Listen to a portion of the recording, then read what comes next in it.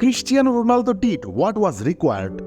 ধারাভাষ্যকার গলার সমস্ত জোর এক করে বলে উঠলেন কথাটা।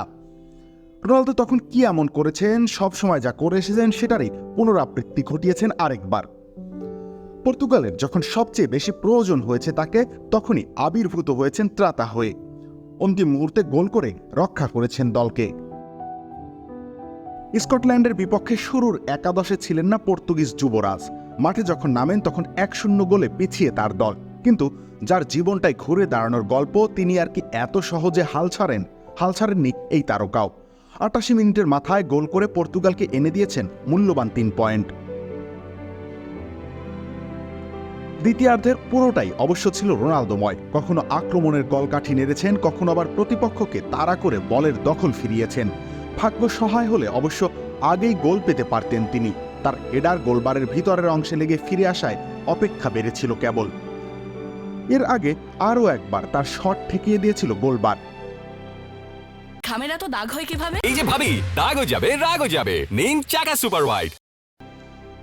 স্কটিশদের বিপক্ষে সাবেক রিয়াল মাদ্রিদ তারকা যে পর্তুগালের খেলার মোমেন্টাম বদলে দিয়েছেন, সেটা নিন্দুকও স্বীকার করতে বাধ্য হবেন। অন্য যে কোনো দিনের তুলনায় তিনি ছিলেন বেশি সতেজ, বেশি মনোযোগী। বোধহয় চ্যালেঞ্জটা বেশি থাকায় নিজের সর্বোচ্চ দিতে মুখিয়েছিলেন।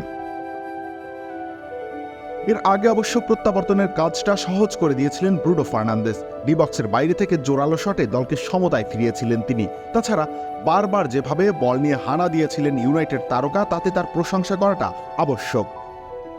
নুনো মেন্ডিসকে সরিয়ে রাখার সুযোগ নেই। রোনালদোর গোলের উৎসও তিনি। চোখে লেগে থাকার মতোই নিখুঁত ক্রস করেছিলেন বটে। স্কটল্যান্ডের জন্য দিনটা যদিও দুঃখগাথা হয়েই থাকবে, অথচ শুরুটা অসাধারণ ভঙ্গিতেই হয়েছিল। মাত্র 7 মিনিটের মাথায় স্কট ম্যাকটোমিনের দারুণ এক হেডারে গোলের দেখা পান তারা। সেই লিড ধরে রাখার প্রাণান্তকর চেষ্টা করেও সফল হতে পারল না। এমনকি 1 পয়েন্টও জুটল না, কারণ প্রতিপক্ষ দলে একজন ক্রিস্টিয়ানো রোনালদো ছিলেন। রবিউল ইসলাম রানী, খেলা 71।